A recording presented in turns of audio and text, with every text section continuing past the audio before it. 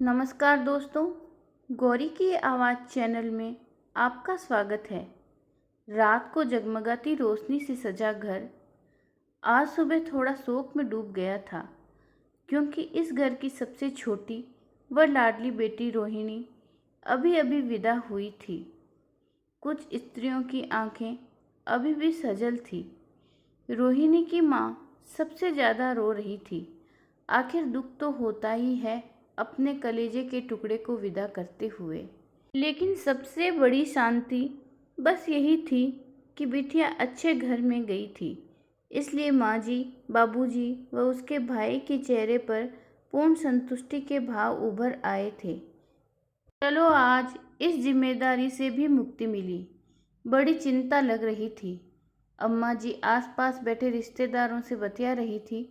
वार्तालाप में रोहिणी या रोहिणी के भैया का जिक्र हो रहा था। रोहिणी इतनी अच्छी थी, सारा घर उसने ही संभाल रखा था। मुझे तो पता ही नहीं चलता था कि रसोई में क्या हो रहा है, कहाँ कोई चीज़ रखी है। बतियाने वाली सारी महिलाएं रोहिणी का गुणगान कर रही थी। रोहिणी तो ससुराल के अवगुणों को भी निभा लेगी, बहुत गुणी है। रोहिणी अपने व्यवहार से सभी के मन को मोह लेगी। यहाँ अपनी भाभी के साथ भी बिल्कुल बहन की तरह से रहती थी। जिन गुणों का उसमें नितांत अभाव था, आज वो भी उसमें पैदा हो गए। शायद व्यक्ति के जाने के बाद उसकी कीमत बढ़ जाती है। धीरे धीरे बातों का रुख बदला और निशांत पर आकर केंद्रित हो गया। उनकी बातों से कामना नाराज या दुखी नहीं थी, लेकिन उसे अफसोस अवश्य हो रहा था, क्योंकि बहू होने के कारण कोई उसका नाम लेने वाला नहीं था। घर में बहू का नाम उस समय बड़ा जोर शोर से लिया जाता था जब कोई कार्य घर के अहित में होता था। लाख बार सफाई देने पर भी बहू की बातों पर विश्वास नहीं किया जाता था। कामना ने बचे हुए कार्यों को समेटना प्रारंभ कर दिया, जबकि उसका बदन टूटकर चूर चूर हो गया था। 3 दिन से तो आराम का नाम ही नहीं था। फिर भी वह यह सोचकर काम में जुट गई थी कि घर का कार्य तो सारा उसे ही समेटना है, क्योंकि लड़की के विदा होने के 1-2 घंटे बाद ही रिश्तेदार विदा होने के लिए आग्रह करने लगेंगे। यह सब काम अकेले उसी को समेटना है। काम को थोड़ा हल्का करने के उद्देश्य से वह अपनी छोटी बहन नमिता को रोकना चाहती थी।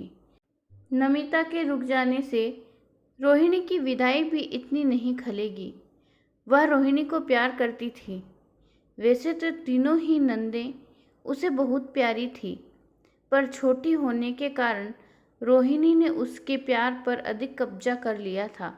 दोनों बहनों की तरह मिलजुल कर रहती थी। यह ननंद और भाभी के प्यार का ही परिणाम था कि वह सास के कड़वे स्वभाव को भी झेल जाती थी। उसे ससुराल में भी मायके का आभास होने लगता, लेकिन फिर भी वह रोहिणी की विदाई पर रो नहीं पाई थी। पता नहीं कामना का हृदय कैसा विचित्र था कि कभी तो वह अनजान लड़की की विदाई पर ही रो पड़ती, रेडियो या टीवी पर विदाई गान सुनकर रो पड़ती, लेकिन उसका हृदय आज पत्थर का हो गया और वह अपने नेत्र कोष से 2 मोती ननंद की विदाई पर समर्पित न कर पाई। वह शीघ्र कार्य समेट रही थी। साथ में नमिता भी हाथ बटा रही थी। उसके कानों में स्त्रियों के बतियाने का स्वर निरंतर पड़ रहे थे। हाँ भाई, यह निशांत की ही हिम्मत है जो इस घर की नैया पार लगा दी, नहीं तो न जाने क्या होता। हाँ भाई, बड़ा ही होनहार व समर्पित बेटा है। नहीं तो इस जमाने में पूछो मत, एक एक की कहानी सुनते हैं तो कलेजा मुंह को आता है। हे भगवान, ऐसा बेटा हर किसी को दे। एक ने भगवान को धन्यवाद में हाथ जोड़ दिए। किसी काम को बोझ समझकर नहीं करता, बड़े प्यार व आत्मीयता से करता है। इस जमाने में 3-3 लड़कियों का ब्याह लोग अपनी बेटियों से घबराते हैं। निशांत बेचारे ने तो 3 बहनों का दायित्व पूरा किया है। हाँ, बेचारा शादी के 2 साल पहले से ही घर के जंजाल में फंस गया था और अब तक नहीं निकल पाया। भगवान भी शरीफों की ही परीक्षा लेता है। बहनों से निपटते निपटते ही अपनी बेटियों की जिम्मेदारी आ जाएगी। 3 बहनें और 2 बेटियां। बेचारा जिम्मेदारियां निभाते निभाते ही बूढ़ा हो जाएगा। कामना प्रतीक्षा कर रही थी कि शायद कभी उसकी प्रशंसा में भी वो शब्द कहे जाएंगे। वह अपने पति की जिम्मेदारी निभाने में आधे से भी ज़्यादा हाथ बटा रही थी। कामना के मन में विचारों का ज्वर सा खड़ा हुआ था। उसे बहुत अच्छी तरह याद है शादी से पहले उसके कितने सपने थे। शादी के बाद तो बस ऐश ही ऐश होगा। लड़का बैंक में कैशियर है। घर का सारा काम निपटा कर आराम से पलंग पर लेटकर टीवी पर प्रोग्राम देखा करेगी या टैप पर मनपसंद गाने सुना करेगी। कितना शौक था उसे फिल्मी गाने सुनने का। स्कूल जाते समय यदि कोई मनपसंद गाना रेडियो पर आता होता तो वह अपनी चाल धीमी कर देती। 2-3 बार तो इसी आदत के कारण विद्यालय में सजा भी पा चुकी थी। स्कूल जाते जाते तो जूते टूट गए। एमए पास कर ली, बस बहुत है। अब घर में आराम फरमाया करेगी। शादी एक जिम्मेदारी का नाम है, इस बात से वह नितांत अनभिज्ञ थी। उसकी निगाह में तो शादी का अर्थ घूमना फिरना सजना संवरना ही था। लेकिन उसका ये सपना शीघ्र ही टूट गया। ससुराल में परिस्थितियां मक्कड़ जाल की भांति बनी हुई थी, जिनसे निकलना नितांत कठिन था। ससुर सस्पेंड थे, सास फालिस के रोग से पीड़ित थी। ससुर का केस इलाहाबाद कोर्ट में चल रहा था। ऊपर से सास की असाध्य बीमारी पर रुपया पानी की तरह बह रहा था। परिस्थितियों के व्यू में फंसे इस घर की बड़ी बेटी सुनंदा भी अभी गृहस्थी जमाने से वंचित थी। घर में कोई दूसरा कमाने वाला नहीं था। घर के काम की अधिकता को देखते हुए सुनंदा ने पढ़ना बीच में ही छोड़ दिया था। छोटी 2 नंदें राधा और रोहिणी विद्यालय में पढ़ती थी। पति के ऊपर लदे भार को देखकर रोहिणी का सिर भी पहले तो चकरा गया। वह बड़ी बुझी बुझी सी रहने लगी। रिश्ते के समय स्वर्ग सी दिखाई देने वाली यह ससुराल अब समस्याओं का अखाड़ा दिखाई देने लगी थी। उसकी कोई भी इच्छा घर की समस्याओं के कारण मृत तृष्णा बनकर रह गई। ज्यों-ज्यों समय बीतता जा रहा था, त्यों-त्यों उसकी स्थिति में और परिवर्तन आता जा रहा था। पहले तो कामना को इच्छाओं का ही दमन करना पड़ता था, पर अब तो उसे अपनी आवश्यकताएं भी छोड़नी पड़ जाती थी। संयम की जितनी भी शिक्षा विद्या अध्ययन के समय अर्जित की थी, उन सब का प्रयोग उसे अब करना पड़ रहा था। फिर भी घर की समस्याएं सुरसा के मुख समान मुंह खोले खड़ी रहती थी। इधर अपनी भी गृहस्थी बढ़ रही थी। लग रहा था यदि यही हाल रहा तो उसके बच्चे भी आत्मसंयमी और जितेंद्रिय बनने के लिए बाध्य हो जाएंगे। औरों के बारे में यह सोचते सोचते वह अपने बारे में सोचना, कोई चीज़ लाना या करना भूल ही गई थी। बच्चों के साथ भी यही हो, वह यह बर्दाश्त करने को तैयार नहीं थी। बड़ी ननंद सुनंदा की शादी के समय तो उसने अपने ही हाथों सारा सामान एकत्रित किया था, लेकिन इच्छा होने पर वह एक साड़ी भी नहीं ले सकी। जो साड़ियाँ शादी के समय दी गई थी, उन्हीं से शादी में काम चला लिया था। इस खेलने खाने की उम्र में प्रोडो जैसी गंभीरता उसके चेहरे पर आ गई थी। एक दिन उसने स्वयं भी परिस्थितियों से लड़ने का निर्णय लिया और सास व पति को मनाकर बाहर सर्विस के क्षेत्र में पदार्पण किया।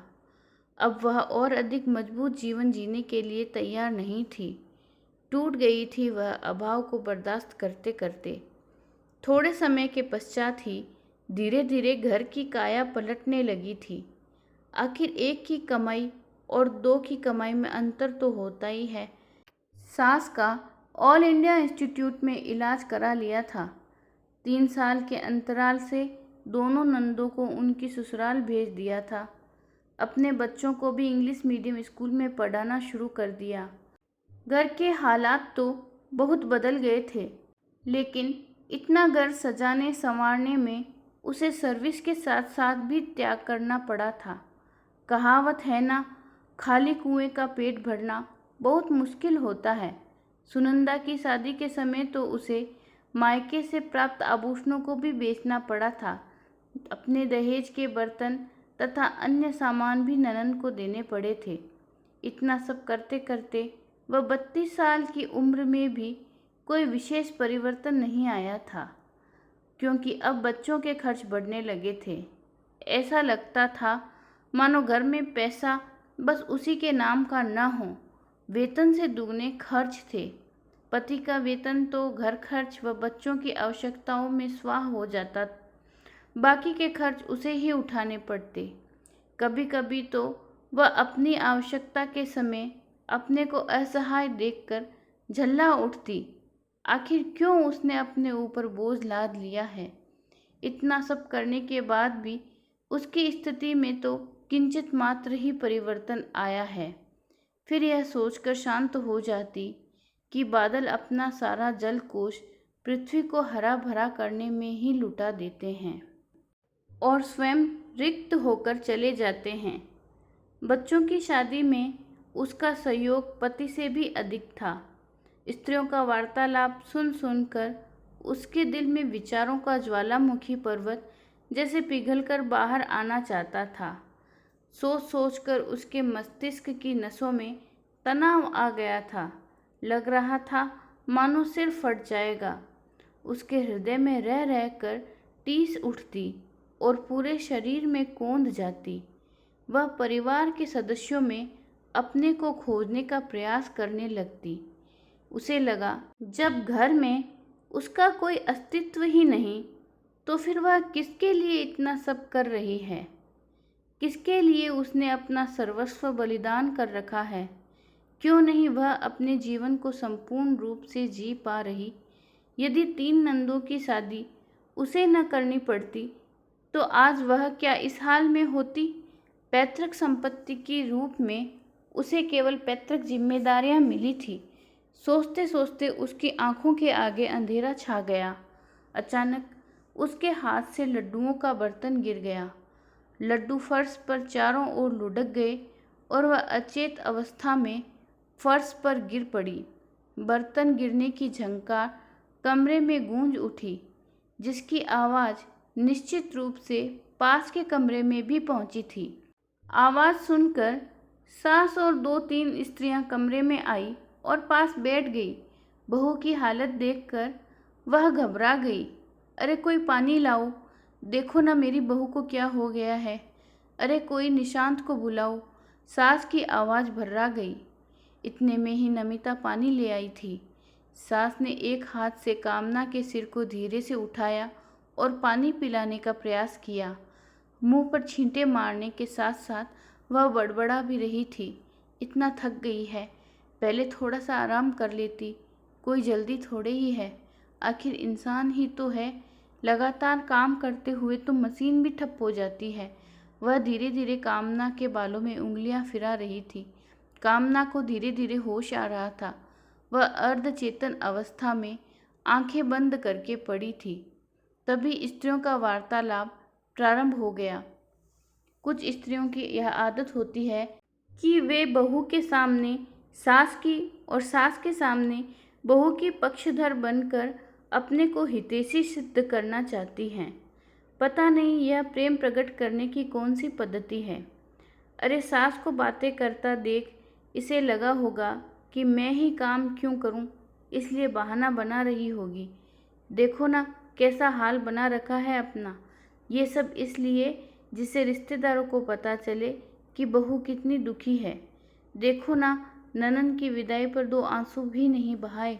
नहीं तो अनजान लड़की की विदाई पर भी आंखें भर आती है। कमाल है आज की बहुओं का। सुनकर कामना का मन कर रहा था कि वह एक एक को सही जवाब दे, अपने बाल नोच लें। आखिर बहू नामक जीव इतना कमज़ोर क्यों होता है। तभी सास की कड़कदार आवाज़ सुनकर वह अवाक रह गई। किसी के घर का तुम्हें क्या पता, तुम्हारी बहुएं होगी ऐसी, मेरी बहू तो नहीं। देवी है देवी, आज घर में जो रौनक है वह बहू का प्रताप है। यह घर के लिए निशांत से भी ज़्यादा करती है। ऐसी बहू तुम्हें नसीब नहीं हुई, इसीलिए बात बना रही हो। मैंने पिछले जन्म में मोतियों का दान किया होगा जो ऐसी देवी मिली है। सुनकर कामना का हृदय गदगद हो गया। सास द्वारा किया गया मूल्यांकन उसे ऐसा लग रहा था जैसे उसे समाज सेवा के लिए राष्ट्रपति द्वारा देश का सर्वोच्च पुरस्कार मिला है। उसे आज लगा कि वह घर की अहम सदस्य है, इस घर की रीढ़ है। सास अब भी उसके पास बैठी थी, कभी हाथ कभी पांव सहला रही थी। कामना की आंखें छलक आई। वह उठी और सास के गले लग गई और फफक फफक कर रोने लगी। तुम मेरी माँ हो, तू तो मेरी पहले से ही बेटी है, तुझे आज पता चला। तो दोस्तों, आपको आज की कहानी कैसी लगी? कहानी अच्छी लगी हो तो वीडियो को लाइक, शेयर और सब्सक्राइब जरूर करें। धन्यवाद।